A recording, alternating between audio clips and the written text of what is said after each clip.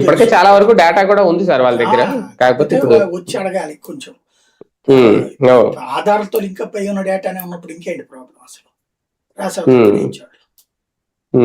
అవును. దీనివల్ల అడిషనల్ గా ప్రజలకు కలిసి వచ్చేది ఏమన్నా ఉంటుందా సార్? ఏముండదు. జనాభా లెక్కలు అనేటటువంటిది ఇది ఒక రొటీన్ ప్రాసెస్.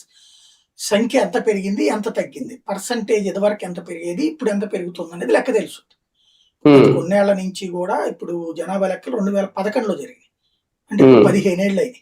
ఈ 15 అంతకు ముందు ప్రతి 10 ఏళ్లకి జరిగేటప్పుడు ఓ తేడా ఉండేది. జనాభా సంఖ్య పెరుగుతూ ఉండేది. ఒక ఏడాది 2% పెరిగితే ఇంకో ఏడాది 3%, ఇట్లా జనన సంఖ్య పెరిగేది. ఇప్పుడు జననాల సంఖ్య తగ్గిపోయిన తర్వాత పెరుగుదలలో తరుగుదల కనిపిస్తుంది. పెరుగుదలలో తరుగుదల. ఇదివరకు 100కి 3 పెరిగితే ఇప్పుడు 100కి 1.5 పెరుగుతున్నారు.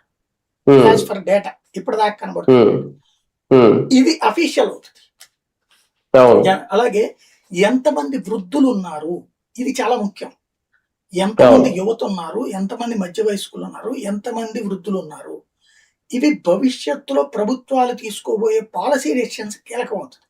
ఇప్పుడు ఫర్ ఎగ్జాంపుల్ నేను ఇంతకు ముందు చెప్పా, మొదటి నేను చెప్పినప్పుడు లైట్ తీసుకుంటారు కానీ ఆ తర్వాత నిజంగా అమల్లోకి వచ్చినప్పుడు కొంతమంది అంటుంటారు